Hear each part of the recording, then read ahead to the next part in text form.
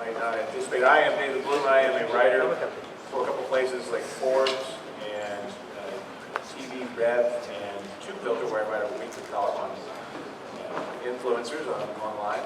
And we're doing a podcast. We're launching for Future Tech Live, which is sponsoring all of this. Some of these folks are showing off their wares over at the show, within the show, over at the Omni Hotel just across the street. It's only about 400 miles from here.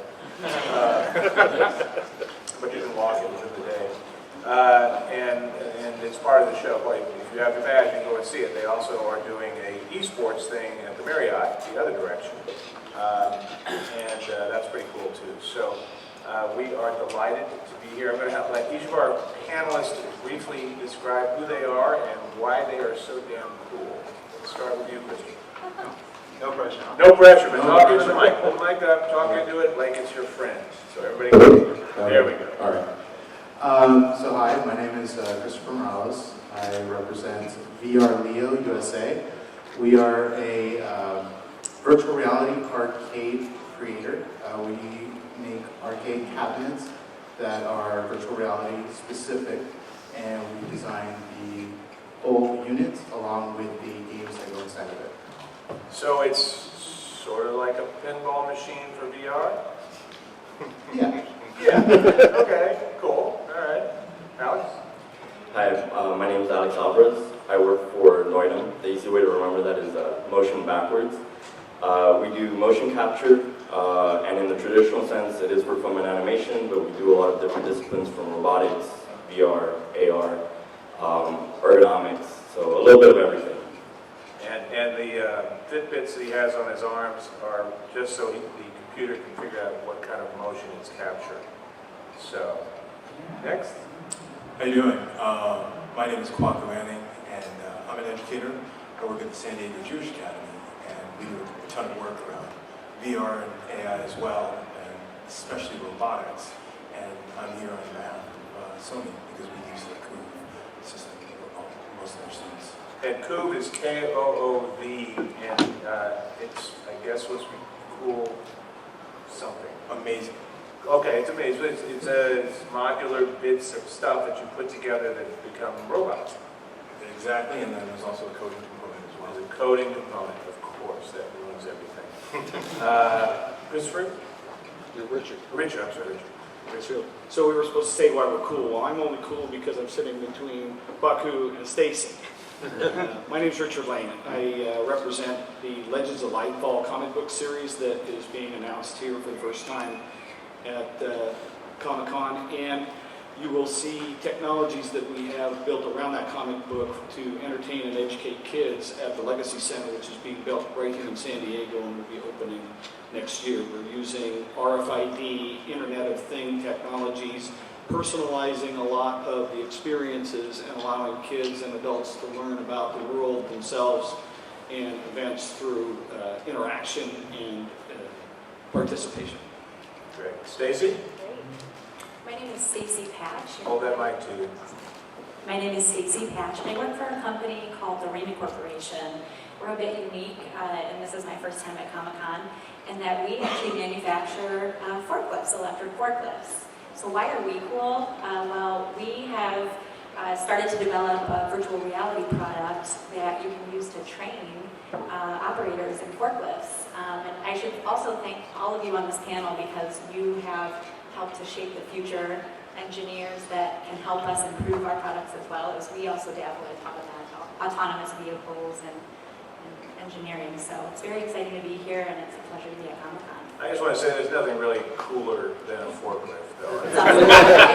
Honestly, Seriously. we make dreams come true if you've ever wanted to drive a forklift. You know, there's a show called Billions on Showtime, and it's a pretty good show. It's completely over the top, but it has some fantastic people like Damian Lewis and who's the Paul Giamatti and Giamatti. And there's a scene where these two high-powered women are just worn out, wiped out, been through just the meat grinder of life for a while, and go off to a thing that Mark Cuban, who has a little cameo role in, it's a Shark Tank company that he invested in. It's an actual real company where you go out there and you get into giant, like, you know, land movers and stuff like that, and you tear things up, you know, like digging and all that. So, like, you know, they do it all day long. And they think, that's just a forklift, but nothing's cooler than a forklift. Just so we know.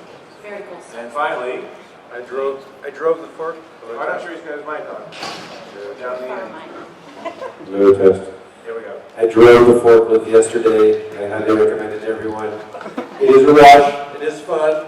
I did swear at the other forklift drivers in the virtual environment, so I don't know if that was part of the plan, but did I pass? I passed.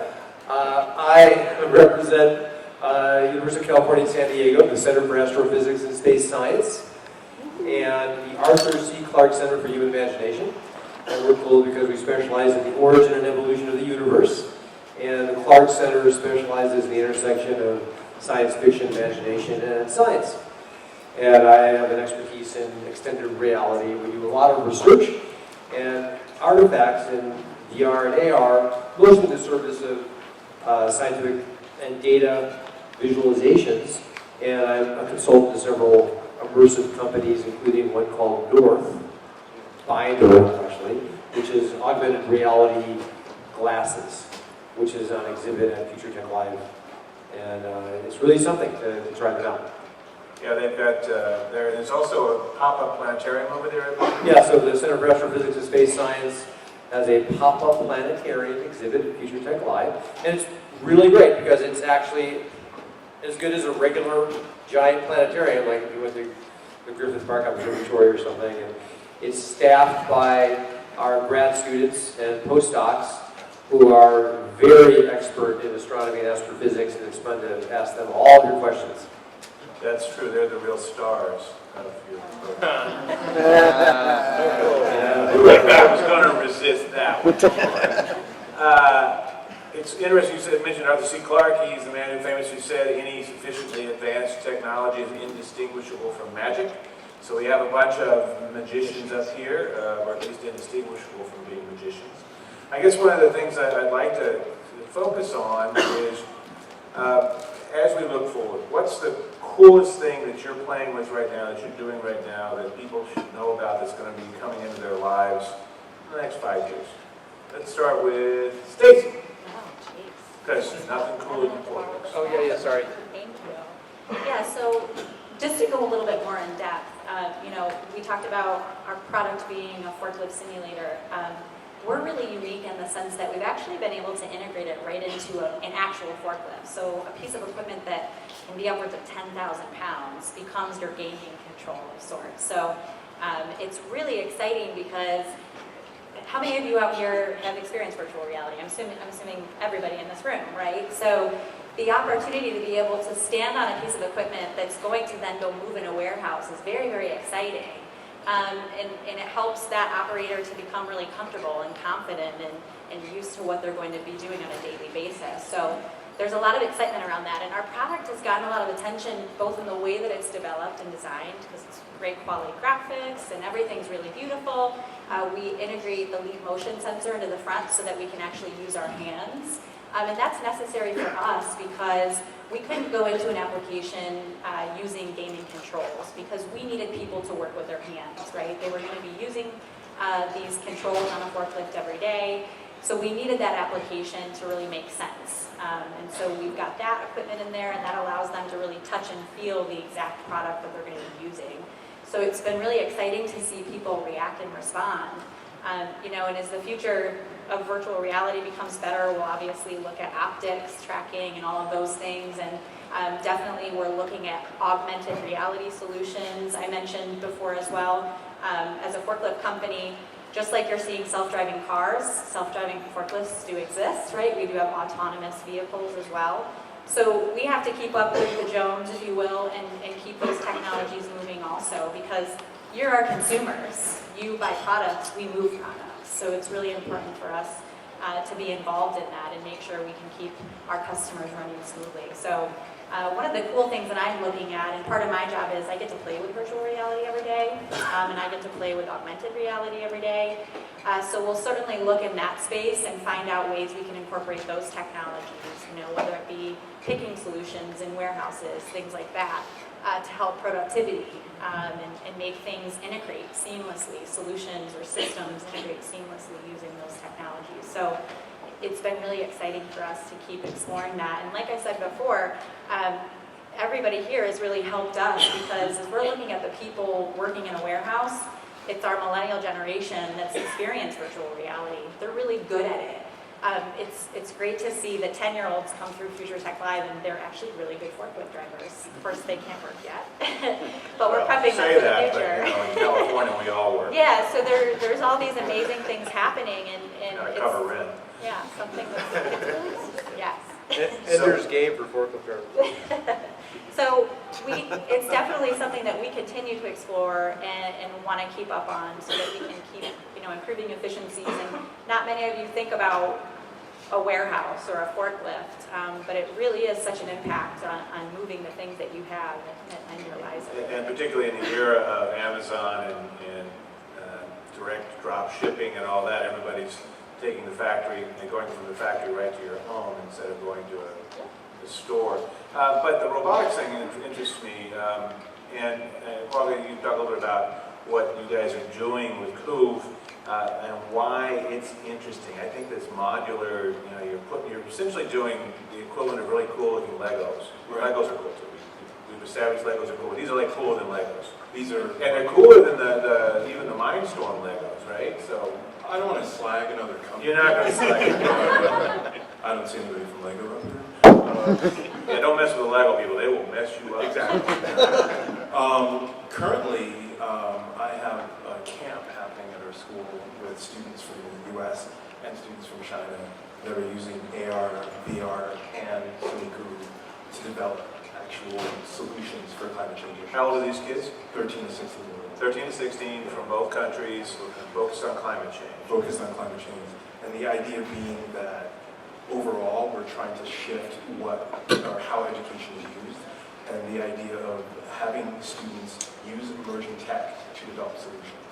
So what kinds of solutions would 13 to 16 year olds, which I think is actually a pretty great age, because they've learned a few things, but they haven't been ruined yet by education. Wow. I don't mean that in a bad way, but sometimes you get trained, you think more about what you can't do instead of what's possible. You don't know enough to say, we can't do that. Right, exactly.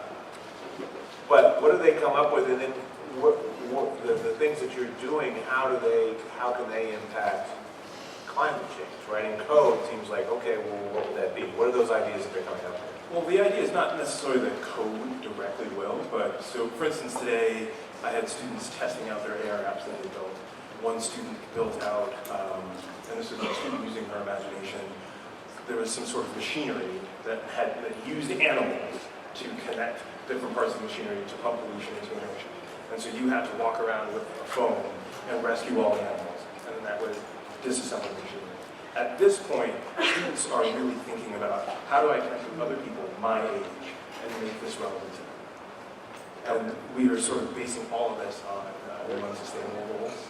So they are the perfect age group, because unfortunately, by the time they're our age, climate change will be something that they can't ignore. And so if they can raise awareness amongst other students, that is one step for us. Okay. Next week, we're even talking to someone who does regenerative forestry, meaning planting trees to offset the impacts of climate change. Right there. I mean, my cousin works for a company. She's the CFO of a company a for-profit company that basically sells the ability. They'll go out and arrange the planting in someplace like Brazil or West Africa to do offsets for all the crummy stuff we're doing here in the United States, which I guess still counts as good karma in some fashion. I'll take it. But so you're talking about regenerative forestry as something. Is that something that the kids are going to be able to get into with the code writing and all that stuff? I mean, absolutely. The idea is that we're not telling the kids what to create. We're just giving them enough information so that they can generate their solutions in ways that are relevant to them. Okay. And in that way, it's relevant to other kids that are age. All right. So, do you find have you found solutions out of these programs that have been provocative enough that they might have real-world applications? Talk to me in 2 weeks. In 2 weeks, all right. We'll come back for Comic-Con, the second edition, the postscript There edition. we go. In 2 weeks will be good. Christopher, talk a little bit more about what you guys are trying to do and where you think it's going over the next couple of years. So our company, again, we're designing arcade units that are self-service. I forgot to mention that earlier. And What does that mean, self-service? That seems sort of dirty. Well, you use your own hands, so if you want to. Okay, But, so you build it? But yeah, we build the arcade unit, and the purpose is that somebody just walking by, just like, for example, if you go to any arcade and you see the Jurassic Park arcade machine and you put in a quarter and start playing, we're designed the same way in that you go in, you pay for the machine, and the VR headset actually drops down so that you can go ahead and engage with the machine on your own rather than having somebody there to assist with the operation. Okay, so, and you're using whose headset? So we have a contract with Microsoft. With Microsoft. Never heard of it. Is that a startup? Small company. Small company. Bill Gates is. It's got some real opportunity. Yeah. $900 billion later. So you've got Microsoft HoloLens or some other thing? So right now we're using their Lenovo headsets and their Windows Mixed Reality. At the moment, however, they have discontinued that model. So right now we're actually working directly with them on their new headsets to see what would fit best for our machine. Fortunately for us, when they decided to discontinue it, the price went down dramatically, so we bought up as many as we could. So you got a margin all of a sudden. Look at that. What a deal. All right, you can make money. Hey, their pain is your pleasure. So what kinds of titles? I mean, I think of a VR arcade. I mean, how big can it be and where would it show up? Like in a movie theater, like in a lobby or something? So yeah, we can be at movie theaters, we can be at malls, we can be on cruises, any location-based entertainment location. And again, with the idea that people can just go ahead and use it themselves rather than having somebody operate it. In China, right now, we've been quite successful, being that they use WeChat to pay for everything, so it's one payment method. People run their lives off of the WeChat messaging system in China. The government. Yes, the government may be involved a little bit too there. But so they're paying for, they'll just boom and come in and they'll do the thing. And virtual reality, I mean, they have theme parks of virtual reality in China. I mean, what little virtual, we think we've got a lot of VR here, but in China, there are hundreds and hundreds and hundreds of facilities now, including ones that cover acres of ground. I don't know why you need acres of land for a virtual reality thing, but they got them in China. So you're trying to fill a market, though, even there. I mean, what kind of uptake are you getting over there? The reception's been pretty good. We've been focused on more malls and movie theaters and those type of locations.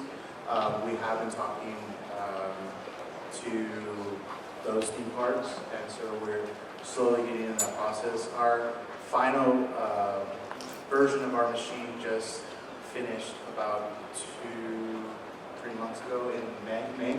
And we received the machines here in the U.S. about 3 weeks ago for the Comic-Con convention. So yeah, everything is still on the ground, and we're still working out the kinks, but we're getting there. Okay, and so where does this go? What's your plan for the future of self-service arcade VR? Is this something that is different, or are you going to be able to have multiple people in there? How's that all going to work? Because I think that the real opportunity in VR is going to be a joint experience, a shared experience where you really get multiple people engaged. Unless they're driving a forklift, you really don't want to have a whole lot of people on the forklift at once, but you could probably have your forklift demolition derby. That could be cool.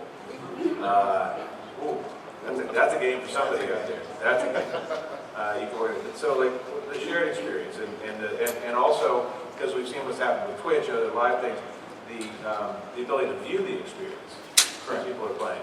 Correct. So for our experience, we do have large monitors that people walking by can see and kind of interact with the person playing in virtual reality, which is kind of different from other virtual reality experiences. Usually you just see somebody with a headset and playing, and you have no idea what's going on.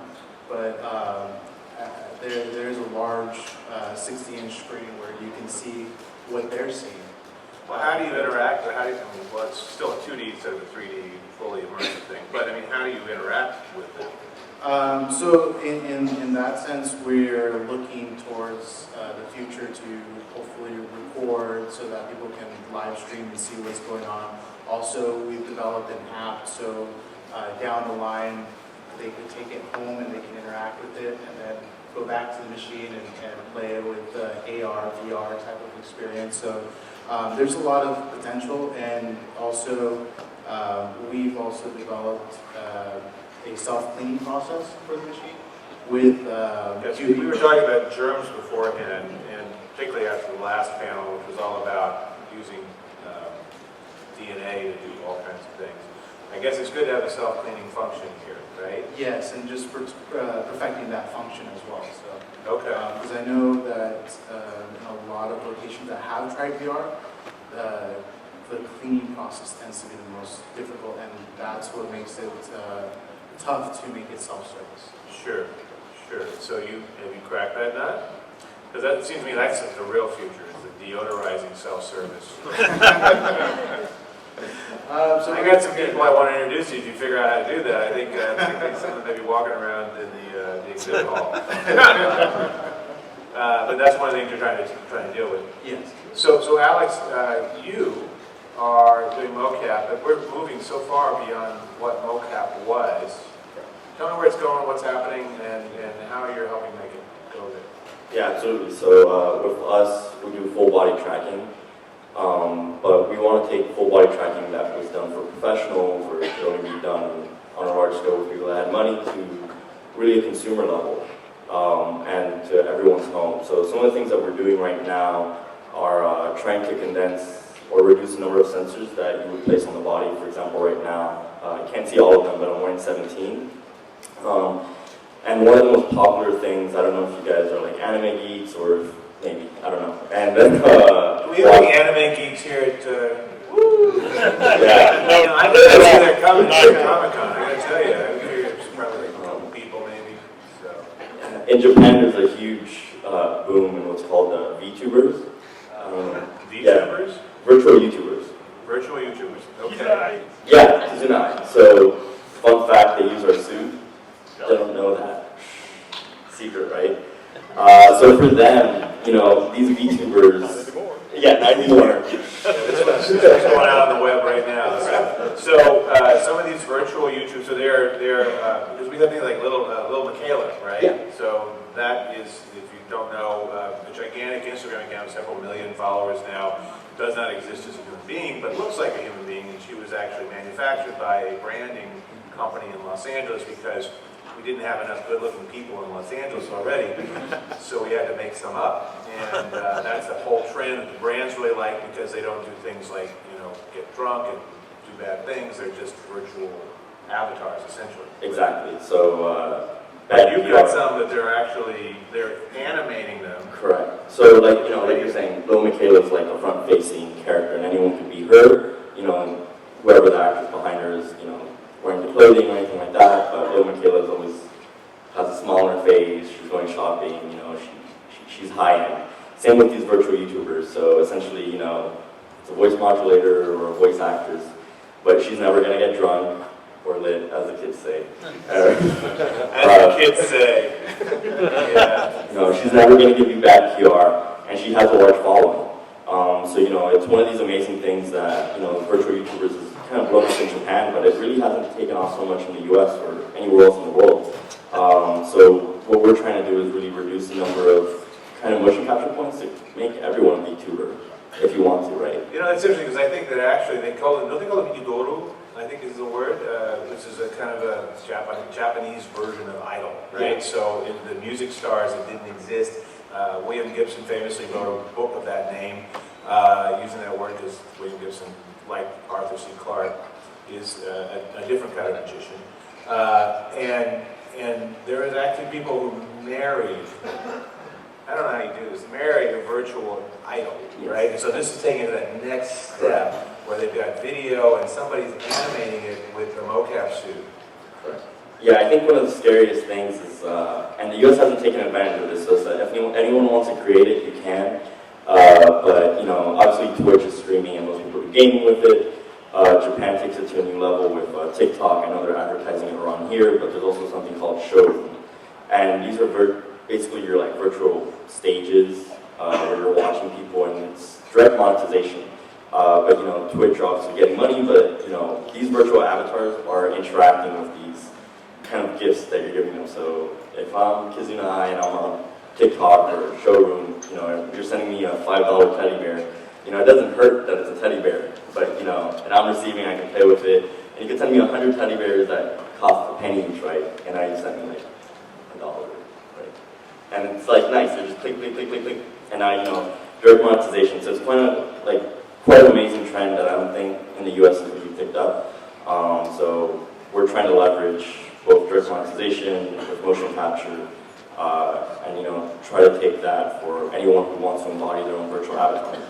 I am actually looking forward to the self-service motion capture suit that you're going to be doing with Christopher's company and the self-cleaning, deodorizing functions that you're going to work in with that. That's going to be the killer app. Talk a little bit about the Legacy Center and what you all are doing. I think it's a little unusual among this crowd. The Legacy Center is actually a place that's going to show up here in San Diego itself within the next 3 or 4 months. We'll be opening the museum in January, but the center itself opens before that. We were challenged to try to have cutting-edge technologies on this property as a method for teaching, instructing, engaging people for a mission that we're very passionate about. Just at a show of hands to talk about what's coming in the future. How many people have heard of Internet of Things? Just raise your hands up. How many? So almost everybody. AR, VR, raise your hands. Okay. So something interesting is happening with Internet of Things. Essentially every appliance in your house, everything that you own, your car, your dishwasher, your coffee pot, is going to start being capable of communicating, not very much, but a little bit.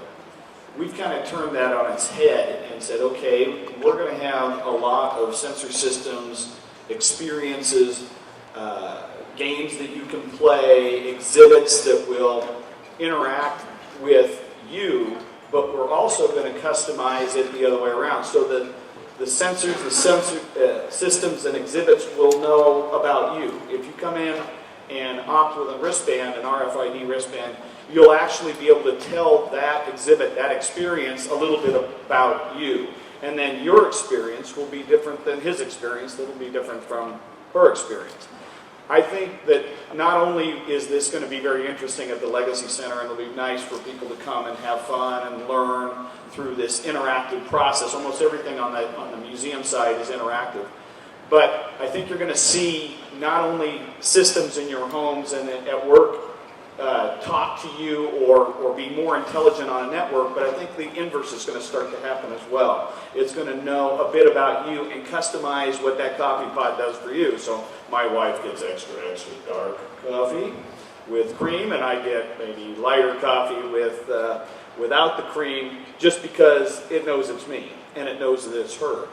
And of course, there's some potential hazards with this. We got to be careful how we use this kind of technology, but there's enough smarts in the infrastructure today to be able to take advantage of these things, and I think you're going to start to see those not only in places like the Legacy Center, but you're going to start to see them come through in jobs, homes, and places you go shopping, places where you go for entertainment. The other thing that we're doing at the Legacy Center that's a little bit unique, but I think this is really going to take off, we have a series of what we call video galleries, and they're 360-degree galleries that you go into, and we're projecting on all 4 walls. If you take a 360 video that was filmed from somebody's helmet cam or one that they set down in a park, you're actually able to turn around and look at other people walking around. Our goal is to take, early on, all of San Diego, all the special places in San Diego, and let people learn about San Diego by walking into that room and seeing what the Balboa Park looked like. What about at the zoo? What about going to the Wild Animal Park? But think about having education in this place where we go to, say, the Serengeti, or we go off to the Great Wall of China, and you can actually stand from that perspective in that place. Now, you can do this in virtual reality as well, but this is more of a physical thing, and I think interaction between people and things is a little bit more a richer experience than just the virtual reality. Doesn't mean that it's going to take off everywhere, but I see a combination emerging between virtual reality, AR, Internet of Things, and people as a very solid future that you'll be seeing other examples besides just the Legacy Center within the next 3 to 5 years. So what is the museum of? When is it ready? What is it? What are they collecting in the museum? So the museum is as much educational as anything else. There's a 2-story tall interactive globe. It's made of 2,500 LED panels, and you can launch it up to a kiosk and query things about other locations on the earth and learn about the people that live there, learn about the environment, things like that. There's a 4D theater where we take people to different parts of the world, and you can see that as who's done the soaring over California? It's very similar to that, and it's been done by the people that actually created that soaring over California. So those are, they're kind of soft educational, right? You go in, you can learn some things, but there's also museum pieces. There's really ancient. What's that? Do they have forklifts? I just want to know. Well, right now they're all over the place. There's about 20 or 30 forklifts on the property. So, and by the way, could you please train some of those people that are doing it? But no, there probably won't be forklifts, but there will be a number of places on the campus, on the property, inside and outside of the building where you can learn through AR and VR about the things that you're looking at. There's a replica of the Wailing Wall that you would find in Israel in one location, and there'll be AR associated with that. There'll be AR almost everywhere that you go. If you see a book or a Bible, or there's some Torahs, there's other artifacts that you can go to. There's a simulation, a physical simulation of what the catacombs used to look like that are in Europe, even as of today, and you'll be able to do AR to learn about those things with your own phone. Okay. Because the phone's a great platform.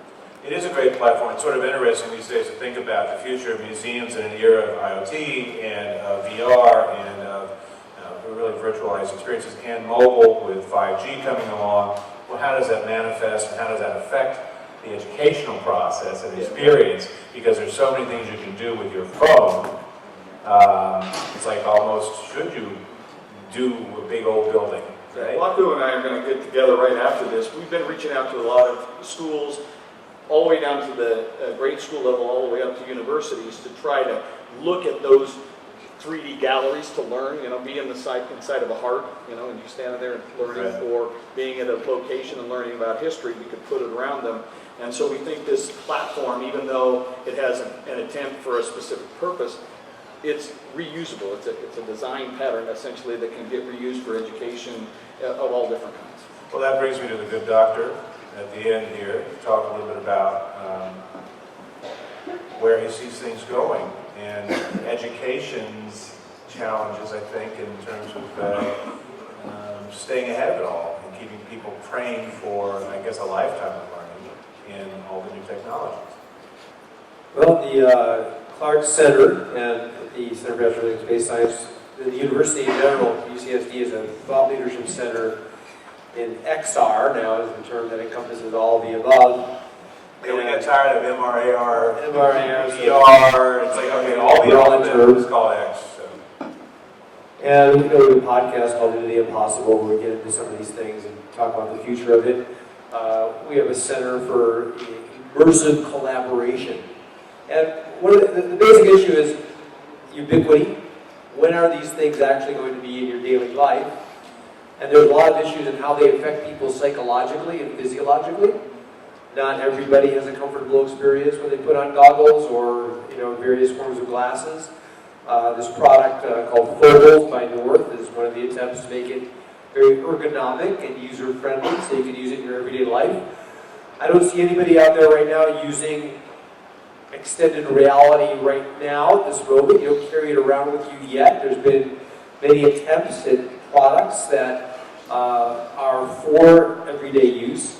So the future, and we asked what I think is going to happen in the 5-year time frame. We've got about 2 or 3 major generational cycles that are going to come up very quickly in this technology. That's going to make it a lot better and a lot more ergonomic. And you've already seen it. Even in the couple of years I've been going to the Comic-Cons, the changes in these technologies is dramatic, and it's going to get even more accelerated, more dramatic.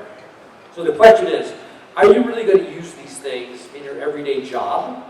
Are you going to really use them for your entertainment world? Is it going to be integrated like you have smartphones and televisions and different size screens and game consoles and a long list of technologies that have come and gone? I think the answer is yes. I think that these Focals by North is an example of where it's getting very close to something you would actually use every day. There's a lot of things to be overcome. In education, I think it's one of the applications that will be strong soonest. But it's not something you use all the time. For example, in research, there are very complicated concepts and data sets, and when you can get inside of these things and look at them, it can help you make discoveries and insights into the data. It's called scientific visualization. So for example, at UC San Diego, they've been building VR caves for the last 15 years, and we have now one that has 100 billion pixels in real time. And you get inside this thing, and it's extremely embodied, right? Extremely realistic, but it's a multi-million-dollar thing. However, if you look at some of the... Is it self-service, though? It is self-service in a lot of ways. It's going to turn it on for you and give you the goggles. But now if you look at things like the difference between the Oculus Go and the Oculus Quest is significant. Yes. It's an order of magnitude in difference. So the Oculus Quest is $299, I think, no wires. The Quest is $400, so the Go was $299. Okay, so But it's remarkable. yeah, but I mean, it starts to deal with a bunch of the A lot of things. And so these things like Notion. How do you say it? Noidum. Sorry. Where you've got the ability to embody yourself in virtual worlds with tracking, with Internet of Things, so it knows who you are, where you are. These things tend to be virtuous. So you get the law of accelerating, the network effect, right? The law of accelerating returns. So I think 2 to 4 years, you're going to start seeing some of these things become ubiquitous, where you might not carry your phone that day. You'll forget because it's all in your glasses, or it's all in your Ring device, or you might go to school and maybe you stay home that day and you're able to take your physics lesson and look at your research data in a virtual world while collaborating with other people that you bring into that world. Now they're sort of on the cusp, I think. It's things like AR chat, things like Room, things that the things that are coming in bundled into these headsets and these arcades. A lot of them have come and gone, right? So, I mean, just to make it a little more, interesting, there have been a few hype cycles now where we've been disappointed, right? And everyone here has probably tried a few demos and gone, well, that's okay, but it's $3,000, or it wasn't all that. But it wasn't that magic a leap. It wasn't, but it was cool, right? It was interesting, but it wasn't quite to the point where you would run out and buy it or use it every day. I think be a little patient. 1 or 2 more generations, 1 to 3 more years of this, and you're going to see it become ubiquitous. Well, you wanted to say the word. Yeah, well, it's interesting. Everything you Bring up the mic, though, so we can hear you. Can you hear me now? Yes. Great. Everything you brought up is super interesting. I think it sort of hints towards the whole future of work conversation. The idea that all these systems that you're talking about, someone has to develop them. And I know for a fact that a lot of the larger companies like Google are even eliminating the need for a bachelor's degree to work there if you have these skill sets. And I think that it's fundamental, and I'm going to speak from a K-12 perspective, that we are teaching students as young as possible and as quickly as possible how to think in terms of developing systems. And that comes from learning about robotics, learning about AI, learning about VR. And companies, and this will feel a little shameless, like Sony, that create ambassador programs for people like me to be in settings like this, helps to empower that within schools today. Basically, you're saying we need to create the rising stars of tech of the next generation as soon as possible by not waiting till they get to college or even high school, for goodness sakes, and getting them going. I'm curious, I want to leave a couple minutes for some questions. We've got a mic here. If you guys want to come and if anybody has a question to lob into these guys about where the universe is going, line up and we'll let you guys take a shot. Go ahead. I kind of wonder how the industry has consumed the negative experiences with Google Glass. There was such a backlash against it, and it seemed like an excellent product. So that's pretty direct on with the binaural and how they addressed it. So there are a couple of problems with a lot of problems with the Google glasses. The ergonomics, the glass hole term because there was a camera in it. You didn't know what it was on. There's a lot of social norms that are challenged by some of these technologies. Well, particularly 3 years ago. And we're not going to solve all those right away, but this product in particular, Vocals by North, they're fitted very precisely to your eyes and your head. One of the reasons that people have problems with off-the-shelf VR or XR technologies is because they physically don't fit properly. And that includes things that your optometrist would have to do, like interpupillary distance, how your eyes move, how your eyes focus, how they converge. These are ending up being more complicated problems than a lot of the technologies that drive these things.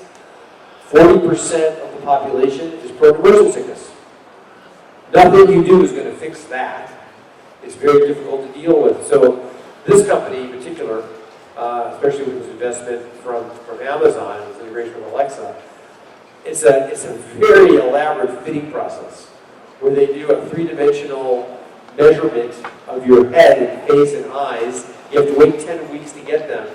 And they build the glasses to fit your exact eyes, which is why it works so well. But it's a big barrier, Yeah, right? It's not self-serve, clearly. So that's how that's why it's not like Google Glass. I mean, it's so much better. It's because it's fitted, it's custom fitted, and it's styled well. Okay, let's get to the next question. So I think this ties into that a little bit. So I'm an educator, and one of the things I'm always excited to see and hear from Kwaku because of the work he's doing with kids and working in the spaces and preparing them to enter the worlds that you folks are all working in all the time. But speaking of this ubiquity and when it's going to get there, is one of the things that we notice when we talk about with my students, they don't like those experiences. And one of the things that they find is that they're very dehumanizing. And it's not just that they don't fit, it's that when you put this thing on your head, you no longer are you.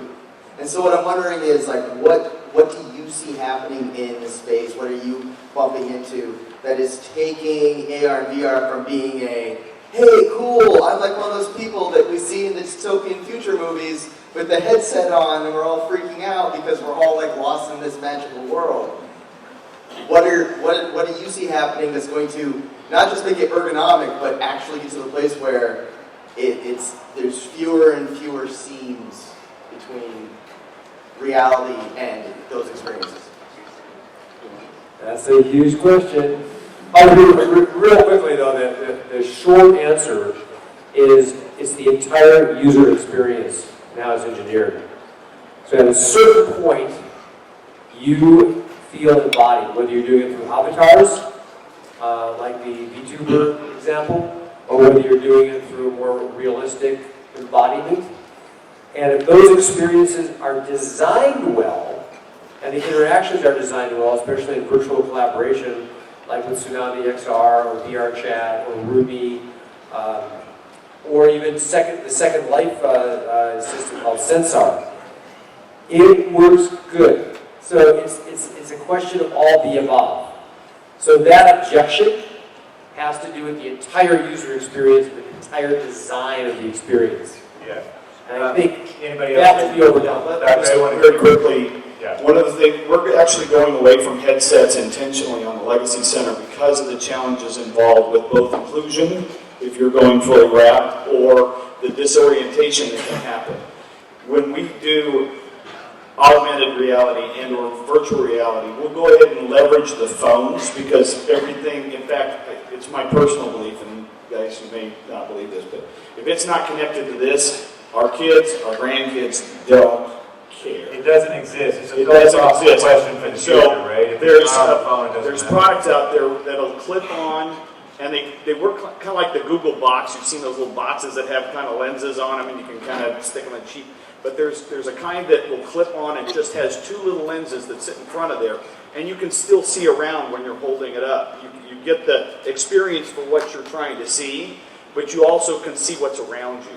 And that seems to be a lot more adoptable, especially by the kids that want to do something like, oh, I can see it. Now, it doesn't give you the full virtual reality feel. You just don't get that. But they're using their phone, which unfortunately they love more than going to school and their parents. But it does connect to something that they're passionate about. And I think that's going to be the key to any technology that moves forward in the next 5 years. Real quickly, and I think we may be able to squeeze in one more question real quickly. I would say the other piece is actually creating more opportunities for students to create as opposed to just consuming. And one major part of adoption is being able to see yourself within the technology or to see your interests. Why are people on Snapchat? Why are they into Instagram? Even with what you're talking about with phones, students can create so much media with it, which is part of their love of it. Unlocking that creative potential, vital. One last question real quick. So let me start by saying, Chris, Alex, I think you guys would make a killing if you guys got together and found a way for us to virtually escape the Hall H line and just be there. But this question is kind of directed towards Kawaku. I know you mentioned earlier that educators need to kind of develop the rising stars of like technology as early as possible. Do you feel that like public education or just education in general in this country is kind of moving towards that? Or are they still just trying to kind of include higher technology or higher learning as part of the education curriculum, but it's kind of like an addendum to whatever else that they learn in school? Real quick. That's a great question. I do think, as far as like an overall system, I can't say that public education is moving there, but I know amazing educators like Dan, who asked the earlier question, who are doing it in their ways. There's so many amazing pockets of educators doing this, and ironically, it is completely disconnected from the technology. They're teaching students the soft skills that they need to be able to build the systems that run this tech. That's a great thing to end on. I think we'll wrap it up right there. Give them a big hand, everybody.